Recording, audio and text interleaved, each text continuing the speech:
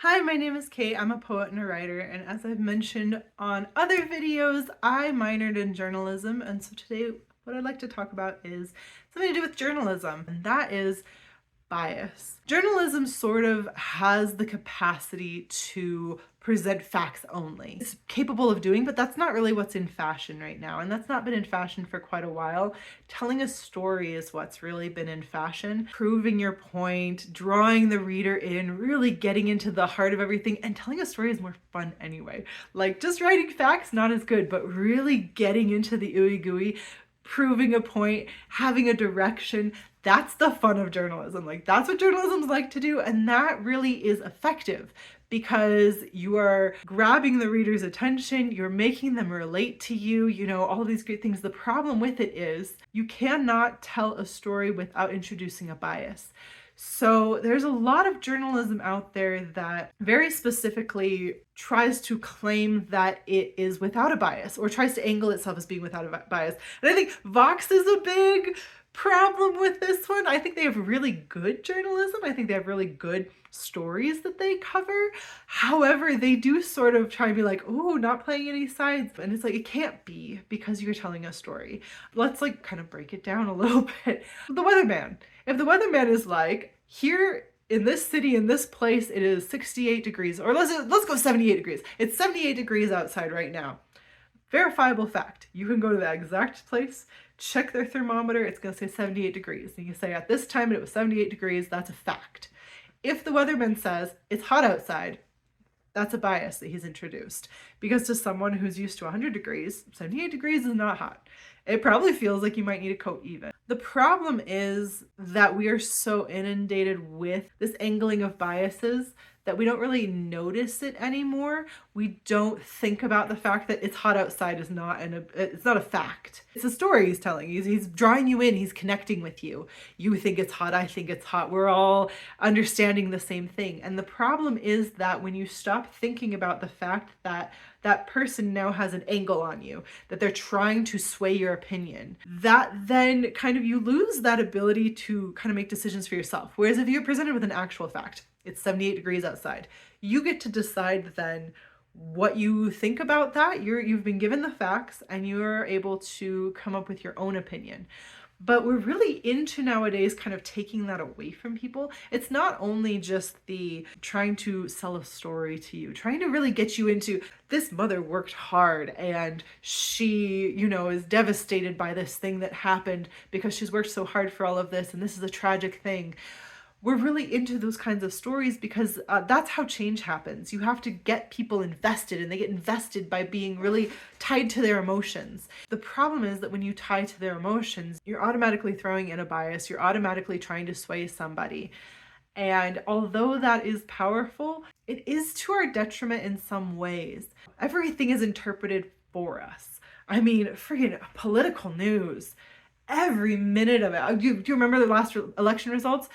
Every newscaster is like interpreting this story. There are people whose entire job is just interpreting this for you so that you're sort of swept past the facts and into these interpretations, which always have a bias because they're always coming from someone. Sports are horrible. I mean, you watch sports, right? If you watch any sport at all, there's panels of people. I mean, American football is awful about it. I'm already not that into football, but man, the commentators, and they are just throwing opinions around. And some of them are just talking to talk. They're not even talking about anything that's interesting or useful or anything. They say the same things over and over again. They're taking away your ability to see what actually happened in the game and make your opinions about it because they're doing that for you, filling in that space. The problem isn't necessarily like that is a problem, it's that it's everything.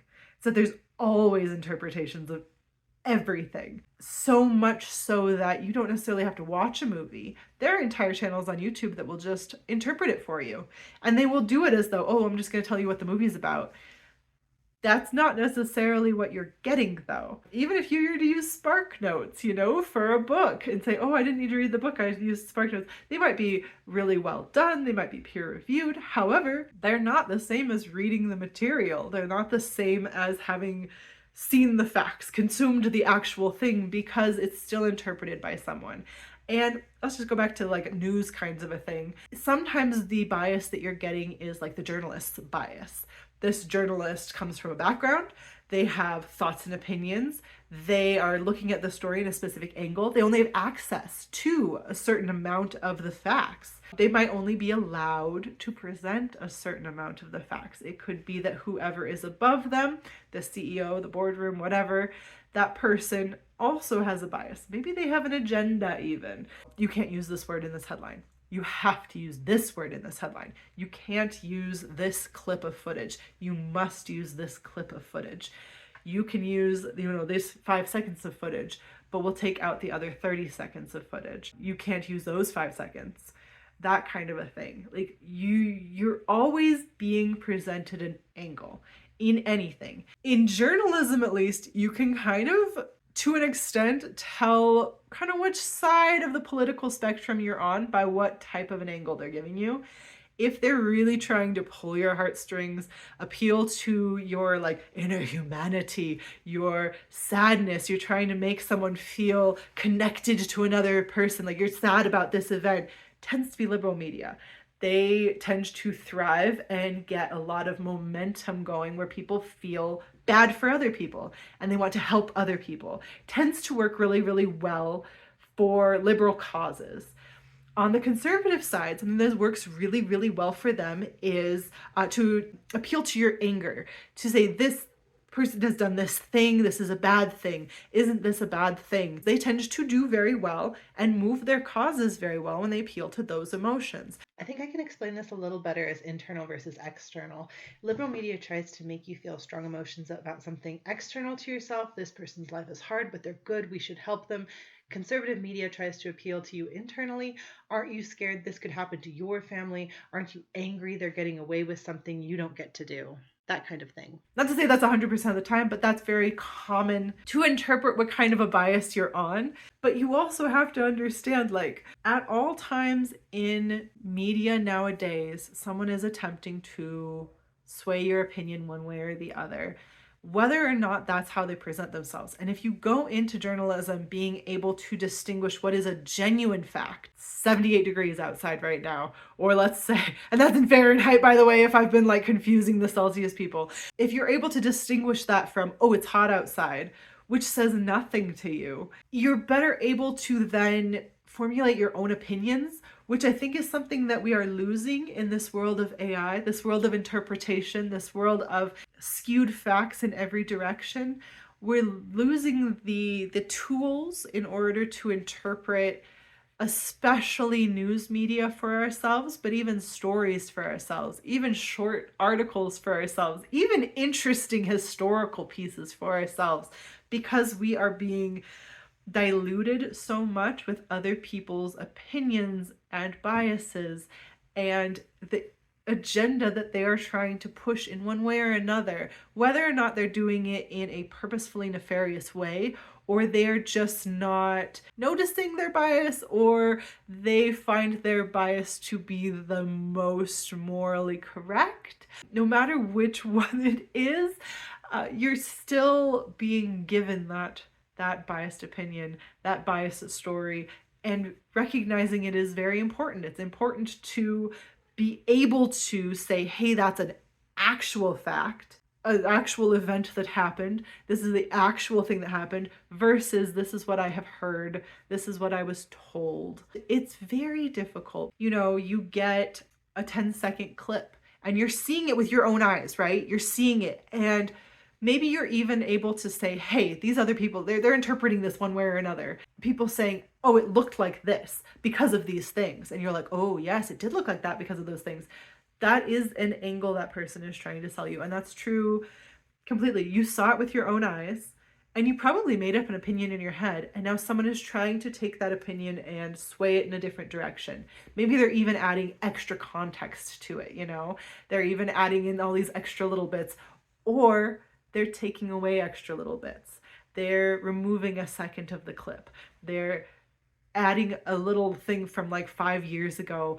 They have changed the wording of, this person was a mother to this person had 7 children by 3 different fathers or something like that. They're purposefully or accidentally changing what you think about an event based on what they are selling you, because these are businesses. Even an independent journalist is a business. Even a YouTube creator is, I mean, I'm not making any money, but it is kind of a business, you know? Like, I still have biases. I still am swaying you one way or another. I'm trying to sway you away from, you know, OpenAI and all these things that try to think for you. I'm trying to sway you towards using your own brain because it's a powerful tool. And it also is one that, how do you say this the right way? Your brain, if you let it look at facts and turn off the noise around those facts, your brain is more likely to give you an accurate assessment than when all of the noise of other people's interpretations and the backstory and all of that stuff is going on all around you. It all is pulling you in all these directions, and it's also just numbing your own sense of kind of digging in and interpreting that thing. And that's not to say these things aren't cool. It's awesome to have people dig into things and really go into a background on something. Like, that's all really neat, but it's not always the right way to go. And I just encourage you to kind of look at and reassess when something is handed to you. Is this actually a fact? Is this person just telling me the facts? Or, as in almost all journalism these days, does this person have a way they want me to think about this?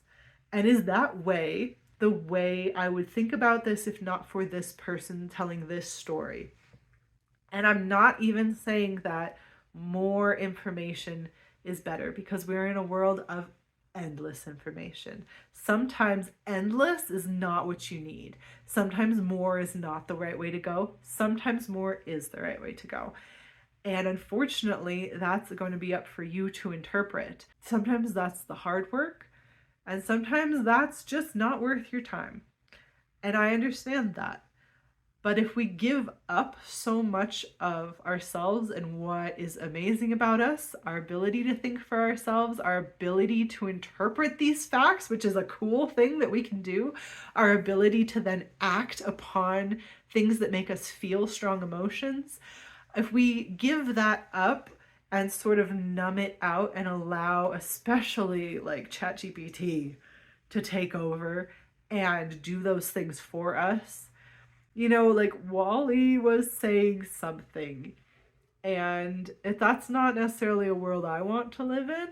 And so I just encourage you to, as often as possible, turn back on your brain. If that means you're going to pick up a hard book and read a hard book just to try and get those faculties working again, I think it is worth doing, more so now than ever, to keep that brain muscle strong and alive in a world that is actively and for your dollars attempting to make you numb and compliant. That's my soapbox for today. Thank you so much for watching, especially all the way to the end. I'd love to see your comments down below.